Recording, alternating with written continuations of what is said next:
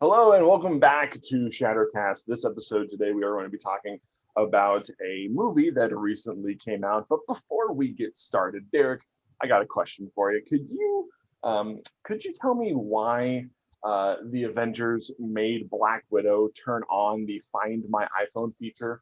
Do you know? I have no idea. I heard that it was to keep her from roaming off on her own. Hey, we'll be right back.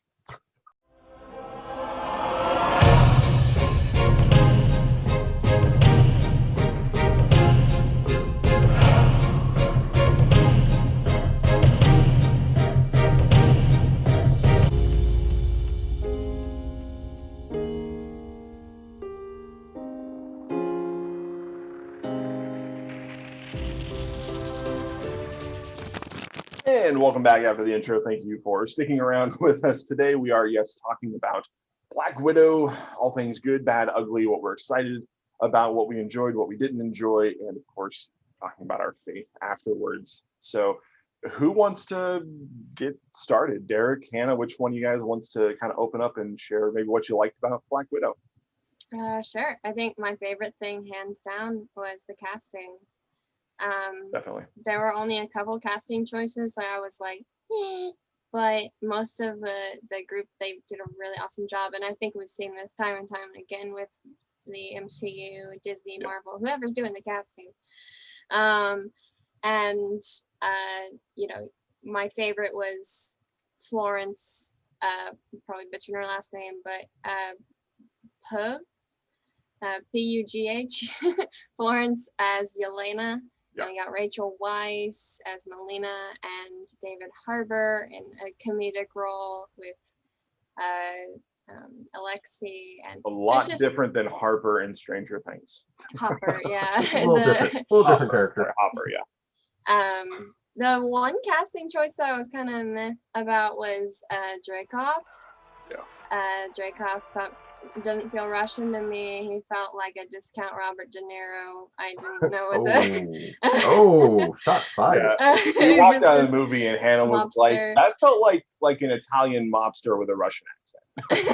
And like not a good Russian accent. But I don't know what I can see a lot of great chemistry between the cast, and there's a lot of thought that was put into the characterization of each, and so I think they just did a really great job at building these new characters, because we go in to see Black Widow, but so much of her history has been shrouded in mystery. And we don't know who we're going to expect unless you're like super into the comics or something like that. And introducing these characters, I think they did a good job of. And if anything, the introduction of these awesome characters kind of took away from the spotlight on Black Widow herself. I mean, it was her movie, but I still really liked all the people that they introduced into her storyline. Yeah, no, that's a great point. I think, talking about the familiarity with comics, one of the things that Marvel, I think, does relatively well, almost always anyway, with this most recent iteration of the MCU since Hulk and Iron Man, is they do a good job of going to eras of comics, because, if you're familiar with comics, the first Avengers comic issues that were coming out don't necessarily line up with whatever's coming out right now, right? Comics go through like eras of stories being retold and told differently and everything else. But they do a relatively good job of picking something, drawing from it, doing it justice, but doing it differently than it was in the comic books themselves. So we are going to have a little bit of spoilers in this episode. We haven't yet. But if you haven't seen Black Widow and you're worried about spoilers, I would recommend probably turning this off, going to see it, because it's worth seeing, either in the theater or Disney Plus or however you want to do it, and then coming back to this talk, because what I'm going to say is going to be a bit of a spoiler. when we talk about Black Widow and different incantations, incantations, that's not correct. Iterations. Iterations is the word. Yeah, that's less witchcraft. Cast of magic over here. Different iterations of Black Widow. There's a lot of different ideas you could have, and for example, in the Black Widow movie, we get to see Taskmaster. Taskmaster was a popular character in the comics. I mean, popular if you're a super nerd, like me. And they did something very different with Taskmaster in this movie, where it ended up being someone that you thought was dead, which is to say, like I already gave the spoiler warning, Dreykov's daughter, right? Which Black Widow thought she had killed. And that's not at all who Taskmaster was in the comics, and it's very different. So I feel like they do a good job of leaning on the comics, but creating their own stories that don't require you to have read the comics to fully appreciate something. I feel like I said that decently okay. Derek, how about you? Yeah, I like it. I thought it was good. I would give it a solid A. It's been so long since we've seen a Marvel movie in the theaters because of the pandemic and stuff like that. So it's super excited to go out. Was able to see it with you guys and the team. Yeah, it was exciting just to see it on the big screen again. I think Black Widow has been well overdue for a movie. They've been talking about doing a Black Widow movie forever, and then we had to wait, of course, because of all the craziness of the pandemic. And I think it's just further proof that, yes, female superheroes can carry their own movie. It could be awesome. I think we saw that with Wonder Woman. Captain Marvel did great. And I think this is a great movie in and of itself. And it's a great movie for Black Widow. I like that. I think the threat level was really good for her. Sometimes, especially with Marvel movies, we have like Captain Marvel or Thor dealing with this like galactic stuff. I thought this was a perfect movie for her power level. And the cool thing is like the villain and the threat all related to her past, as Hannah was saying. And so it was really cool to kind of see them flesh that out. I really liked Elena. Her sister was amazing. It was hilarious. I love the parts when she was like busting on Black Widow for doing the superhero pose. And like it was a gag that kept going. So that was really cool. Or when she was saying that she wasn't one of the big ones, and she was like, I doubt God of Thunder has to take an ibuprofen after a battle. Yeah. That was perfect. I thought their sister dynamic and how they were kind of teasing each other and stuff like that was perfect. Like that's what sisters, you know, that's a good sibling thing there. And I also like that Elena was in some ways the heart of the family as well, because the rest of the family have been jaded because they were a pretend family, like they were put together by the Russians to kind of be these spies. And Elena was so young, she's like, I didn't know. For me, it was a real family. You guys are my real family. And I thought that just really brought things home, and I thought that's really cool. After seeing the movie, it made me excited for some more of the Disney Plus shows that are coming. We know that it looks like from the end credit scenes, Elena is going to be at least in the Hawkeye series. So just excited to see how they're going to connect the two. Question remains, is ScarJo done with the MCU? I'm not sure. You know, I think her contract is up. We'll see if they'll bring her back for a cameo. I have thoughts about that, but we're not talking about something in this episode that I would be spoilering, so we can't. But I have thoughts about that. Okay. If this is her last MCU outing, I think it is both a good, you know, swan song for her, but at the same time, it kind of makes me, you know, yearn for a sequel for her, because I thought she did well with this. So my thoughts.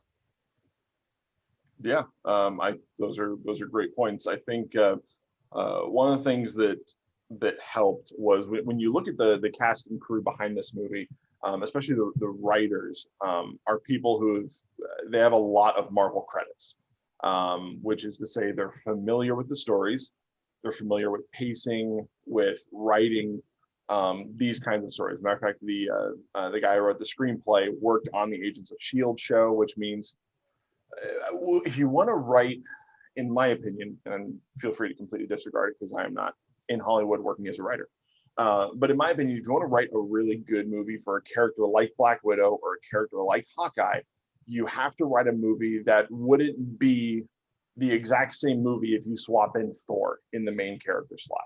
because they're different power levels, like you said, Derek. They handle different types of threats on their own. They're not on the same level. Hawkeye is a dude with a bow and arrow. He's not the god of thunder and hammers and also hammer axes. And so it's just, you have to write a different kind of story. And a story that you would write for like Agents of S.H.I.E.L.D. would be a good foundation for writing a Hawkeye or Black Widow movie or something like that, because that's the kind of power level you're talking about. And so all that to say, you know, we talk about how Marvel is really good at getting the right people for the positions on camera. I think Marvel has also proven themselves very good at getting the right people behind the camera. Yeah. They make the right decisions time and time again. And I wrote this down. Derek, you gave this movie an A. This might be the first movie you have given an A on ShatterCast. I've liked other movies. Hold on. I'm not the Debbie Downer all the time. I don't know. I like most of the Marvel movies. Yeah. I think, let me tell you why. ahead. I felt like this met my expectations. Like, I think sometimes you go into movies and your expectations are so high and then it doesn't meet that and you're disappointed, or your expectations low and it kind of blows you away. Like, this movie didn't overwhelm me. It was what I was expecting. I think it did all the stuff it needed to do. What were your expectations? Our fate point today is no. There's a song by AJR called Way Less Sad. So if you don't want to be bummed all the time, you need to set the bar real low. But to that point, Derek, when it comes to movies like Black Widow, Marvel, how do I say this? Marvel is just, they've knocked everything out of the park so far.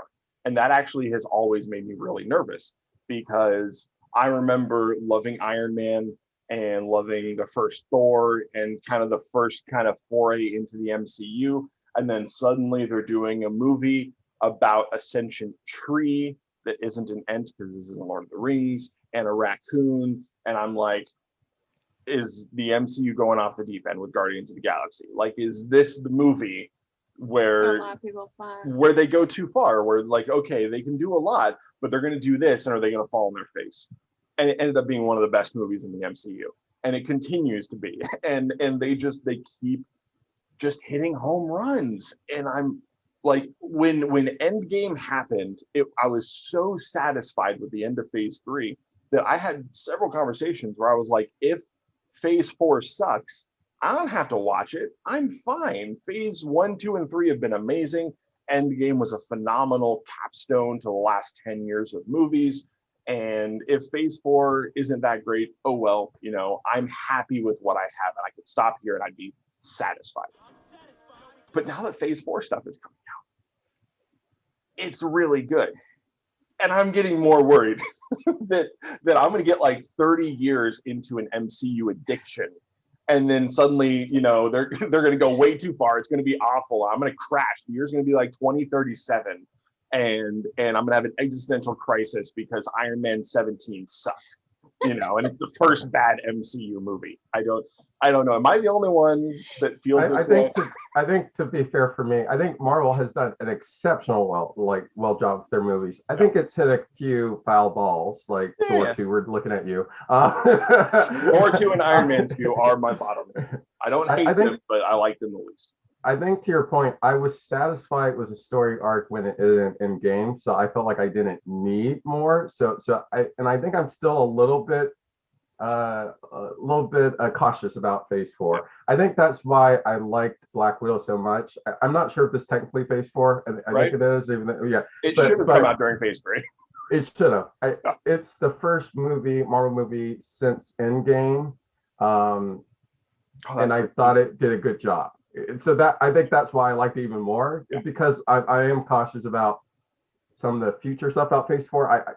I'll go see it. I'm not sure if it'll be good, but I thought the previous phases were so good. I don't really have tons of high expectations, but Black Widow did well. So I was like, I think one thing that they've got going for them is their attention to detail.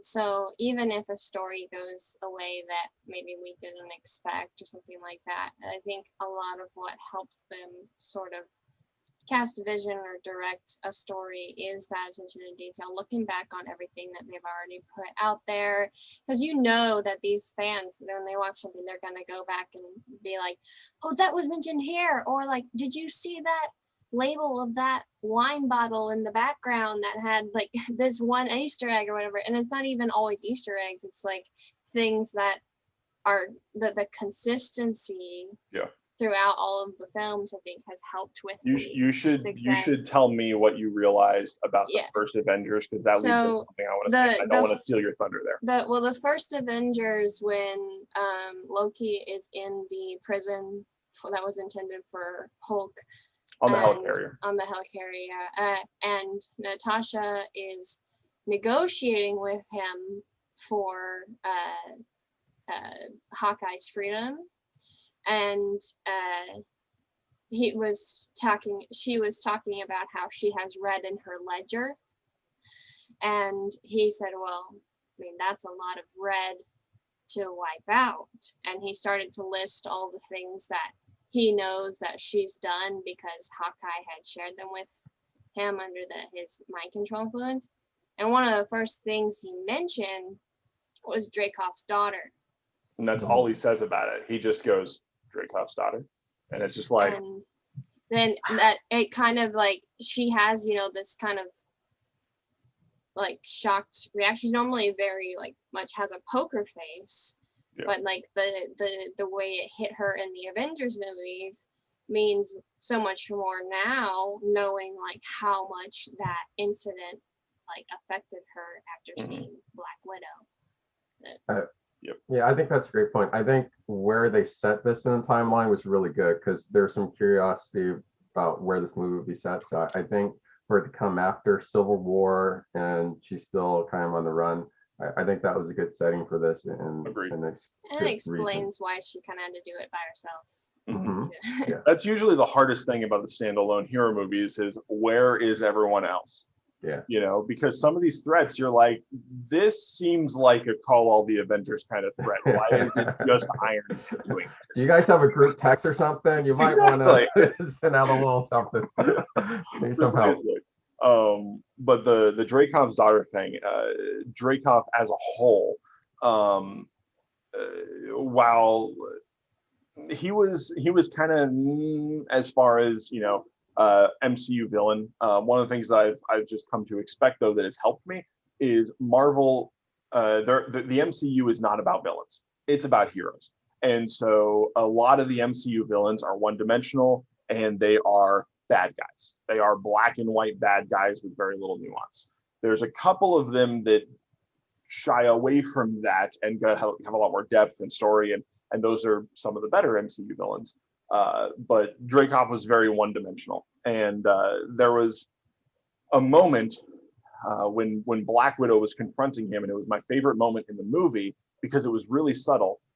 She was talking with him. He was sitting behind his desk. He was as smug as ever, and they're going back and forth, and nothing she says is bothering him. As a matter of fact, he's mocking her. She tries to say something coy or to uncover that she knows something about his operation. And he's like, oh yeah, good job. Like he doesn't care. He's not threatened in any way by Black Widow's presence. And then he said something, I don't remember what he says, but it's a lie. He's spinning his tales, and almost not even aggressively, but Black Widow says, oh, stop it.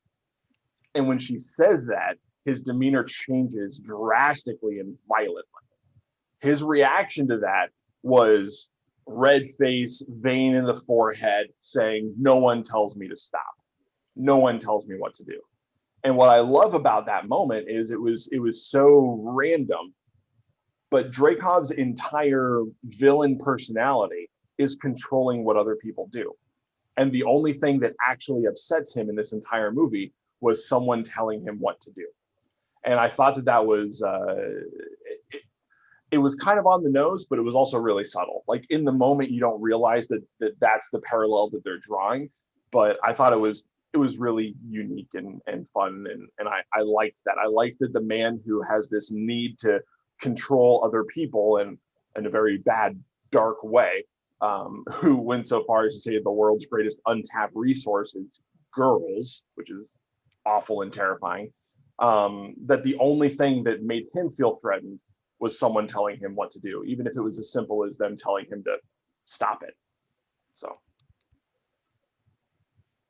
yeah.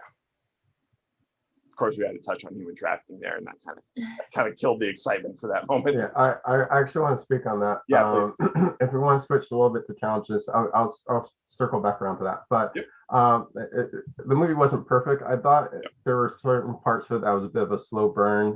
The opening shot was establishing the family dynamic, so it was important. I'm glad they had it, but it kind of lasted a little bit longer than I was expecting. I feel like there's a few other parts throughout the movie that kind of, some of the scenes lasted a little bit longer than I was expecting. So there was some violence, visceral violence, specifically towards women that might be a little triggering. I think when Dreykov is like hitting Black Widow, you're seeing blood, and even when Black Widow kind of hits her head on the desk, even though that was like a cool move on her part, you understand why, but it might be a little triggering for a couple people. So just keep that in mind. Yep. Not some of the supporting characters could be fleshed out a little bit more. Marvel doesn't always have to do this, but there's like that guy who kept helping Black Widow. I was like, he's kind of a cool guy. I don't know if he has any more importance or beyond this. Like, am I missing something in the movie? So stuff like that. But the Red Guardian, I think John, you got mentioned this. I thought he was a cool character. He never had a huge chance to like a superhero standout moment. So I thought they could have fleshed him out a little bit and just explain his backstory a little bit more. Like, so he got the Russian version of the super serum, but he was put in prison, and he mentioned it briefly, and I was confused why didn't he have these more battles with Captain America that he like gloats about. So again, I thought he had the potential to be a really cool character, and they may flesh him out more, but it was interesting. The last thing is the human trafficking angle. I thought the whole story with the Black Widows and storyline reminded me so much of human trafficking, and just to take a serious moment, that is a huge problem in today's world, and I think a lot of people don't realize it. Like modern day slavery, kids, especially young girls, getting sold, for all this stuff, and it at sometimes the movie kind of touched on it, and the opening credits was on one hand jarring, but also kind of creepy. We're talking about like the mix of the Nirvana song, which was haunting, and it was done well, but that with the images was a little like, triggering even for me. And the scene where she's in the room with Dreykov, and he's got the video screen with all the young ladies, and John, as you said, when he says like the greatest, untapped resources is young ladies, that is so creepy and scaring and harrowing, because some people actually believe that. Yeah, that is a very real mentality that is out there in the world today. Yeah. So part of me is glad that they kind of touch on that. I kind of want them to make an even more definitive statement on it without necessarily doing a lot. Like I think that's such an important issue in our world today. And one of the things the Bible says over and over again is we are called to protect the vulnerable. And one of the things I love about Black Widow is when she found out that the Red Room was still in existence, she went back and did something about it.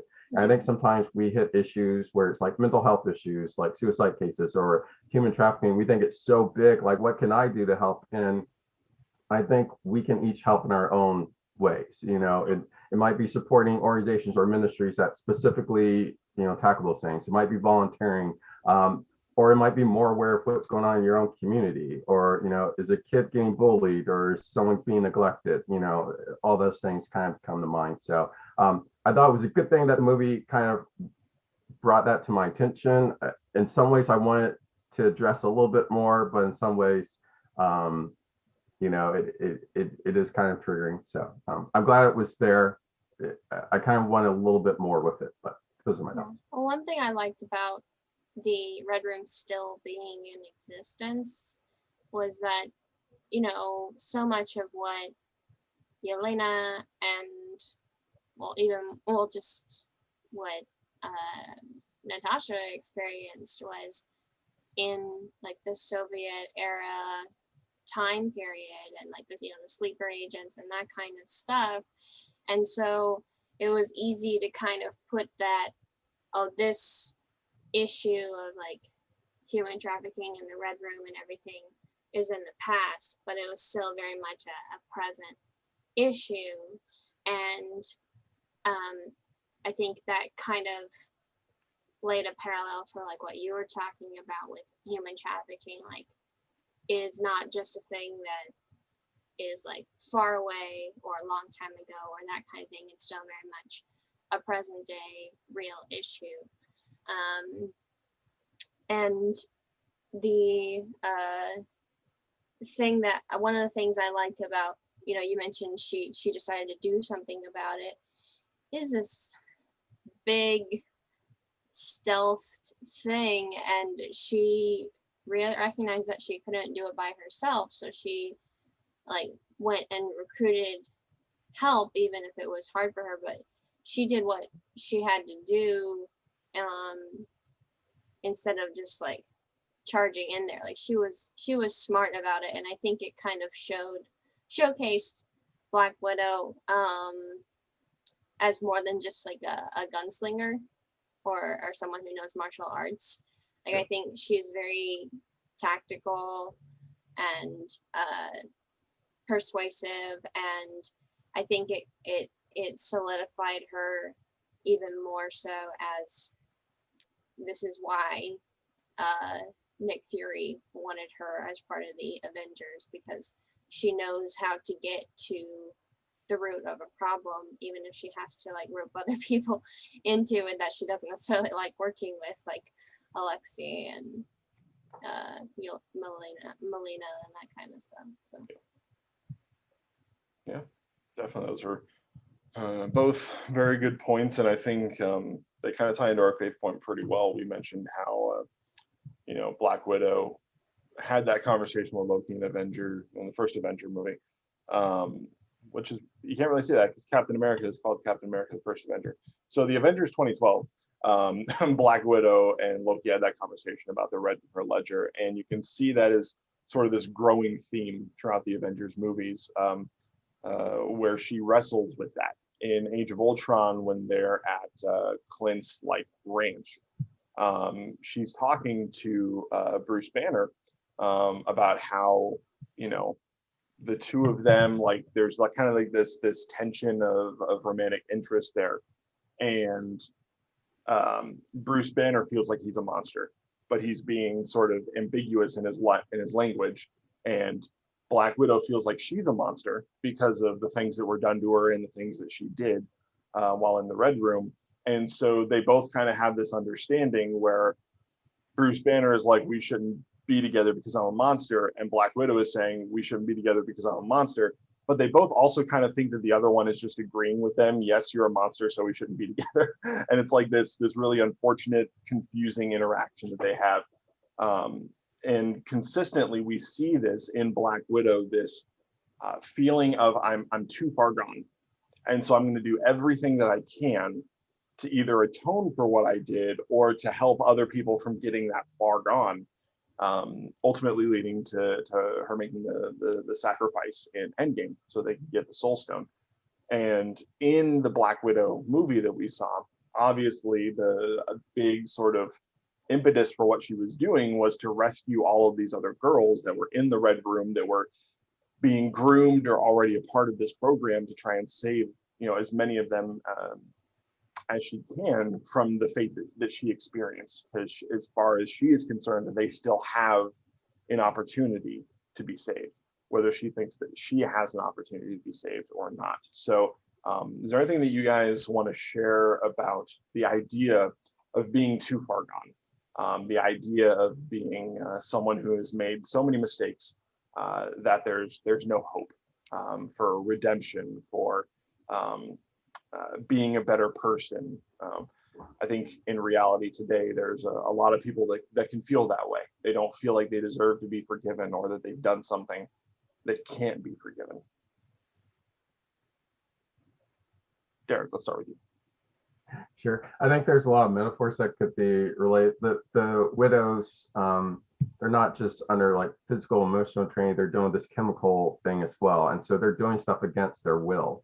And I think sometimes because of sin, or sometimes we're caught up in stuff, we're doing stuff that's actually hurting ourselves and others, and we don't always realize how to stop. And I love the scene where they're in the room where Dreykov was, and all the widows are coming to like kill Black Widow.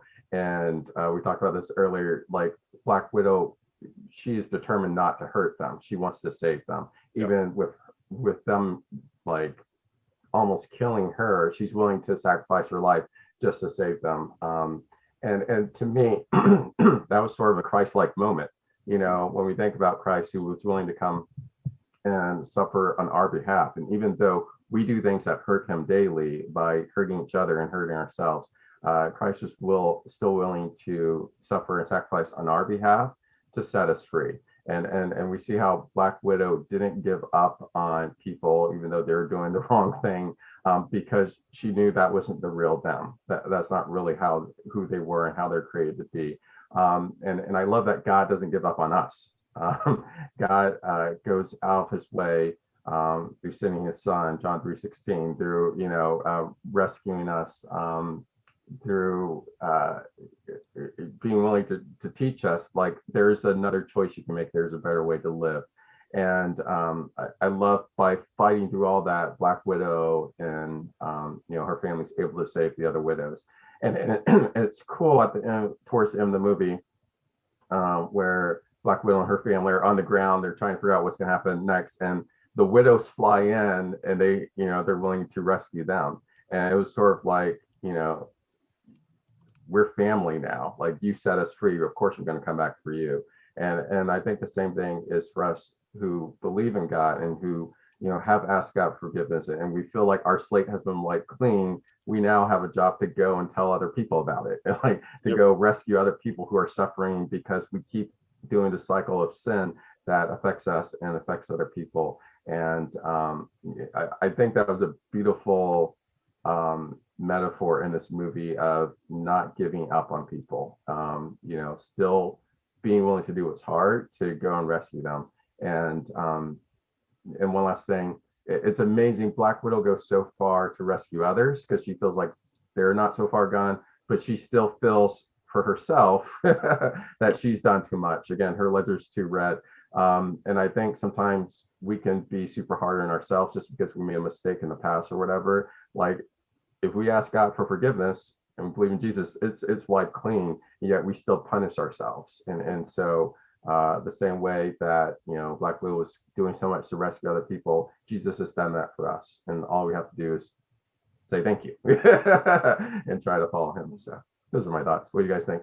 Well, it's like what you said about how we try to do all these things to make up for what we did, and we just have to come to Christ and accept the grace that he provides us. Like Ephesians 2:4-5 says, "But because of his great love for us, God, who is rich in mercy, made us alive with Christ, even when we were dead in transgressions.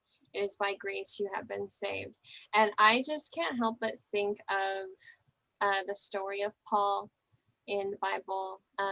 He was originally Saul, and he changed his name to Paul after he had an encounter with Christ.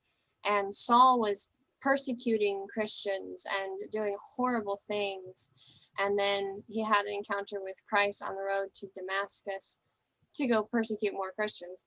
And his life just completely turned around. And God not only showed him grace in that moment and grace in allowing him to just completely be transformed by the love of Christ, but he then used Paul to bring the gospel to so many Gentiles and people like in other parts of the world. And funny enough, that makes me think of Black Widow becoming an Avenger, and how like she had done all these horrible things, and then she was able to just be transformed and become this better person. And now she's fighting for good and for the sake of other people. Yeah, those are both really good points. And I think one of the things that stands out to me, we talked about this faith point a little bit before we started recording, and I don't know how I failed to think of this verse, so I'm going off script here. We don't have a script. We are scripted. In Romans 8, verses 38 and 39, Paul is talking here about how Christ's sacrifice was enough, how it accomplishes what it set out to accomplish, that it is forgiveness for sins, that Christ did it. So in 38 and 39, Romans chapter 8, for I'm convinced that neither death nor life, neither angels nor demons, neither the present nor the future, nor any powers, neither height nor depth, nor anything else in all creation will be able to separate us from the love of God that is in Jesus Christ our Lord. And that is such a perfect reminder that it doesn't matter how many times I screw up. God is always willing to forgive. He is always willing to help me do better, because he doesn't say do better and then leave me to my own devices. He helps you. He helps me be a better person. He's always willing, you know, and not to get super preachy, so stop me if I go longer than about 30 seconds, Derek. But, you know, in the Old Testament, judges is just another word for leader, savior, someone who rose up from the ranks of the Israelites and delivered them from their oppressor. So Israel goes through this pattern over hundreds of years where they follow God for a while and things are great. And then they realize things are great. So, hey, they don't need God. Things are great. So they stop following God. And then they get oppressed. They get attacked by outside nations. They become slaves. And 20 years go by and they realize, man, everything really sucks. We should follow God again, because when we follow God, things are great. So they follow God. God rises up a judge from within their ranks who delivers them from whoever is oppressing them at the time. They're free and things are awesome. And then because things are awesome, they're like, we don't really need God. And the cycle continues again and again and again and again, like literally dozens of times. You know, we talk about how God's always willing to give you a second chance. All you need to do is read the book of Judges. He's given you a lot more than a second chance. Like, you're never too far gone. And it's one of those things where it's not meant to be like, hey, you can do whatever you want, and at the end of the day, God's going to forgive you.